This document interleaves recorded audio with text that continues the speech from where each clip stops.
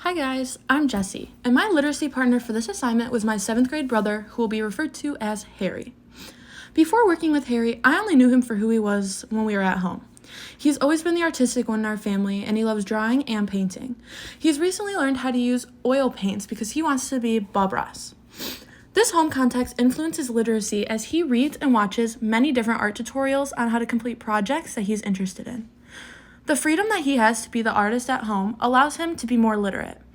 He is also the youngest of 3, which basically means that he's been read to for his entire life. My whole family would read to him, even when he was able to read to himself, which has allowed him to become someone who learns better by having stories read to him rather than reading himself. While doing this assignment, I was also able to learn more about who Harry is in school. As a 7th grader, his favorite subjects are art and music, and his least favorite subjects are writing and reading. I was trying to figure out why he disliked reading so much, and I eventually learned it's because he struggles a lot with comprehension and often has to reread.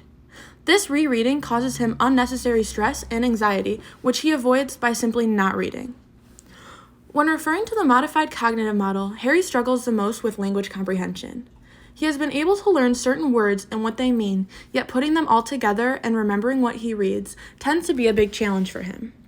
Because he struggles with reading, one of the things that he has already used in language arts classes is something called talking to the text. Talking to the text is essentially annotating the text by taking notes and writing your thoughts down as you read. This experience allowed him to already come in with a literacy strategy that we would use throughout the lessons.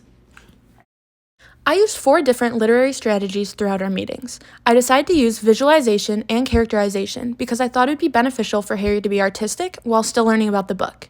And I used double entry journals and background information when the opportunities came up. When Harry began asking a lot of questions about some of the countries, we decided to spend some time learning about the history of the 3 main countries mentioned in the novel.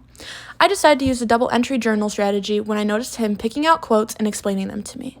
All of these strategies were very beneficial for him, but he said the ones that worked the best were visualization and characterization. When it comes to my teaching discipline of history, there's a lot I will incorporate into my classes. One of the things that really benefited both me and Harry was the characterization charts. Doing these charts for the main characters was super helpful in keeping track of each individual story. The strategy worked so well, I had my peers do these charts for the micro-teaching assignment. They told me this activity is very beneficial for them, and I will definitely be using this strategy in my classroom. This course has changed and deepened my definition of literacy. Before this class, I assumed literacy was just about being able to read. However, I learned that literacy is a lot more than just reading. It's the ability to communicate with people however you're best able to. Whether it's through reading, writing, showing pictures, or any other form of communication, you are being literate. This class gave me the ability to truly learn what literacy is while making me more confident in being able to teach my future students in a way that best fit their needs.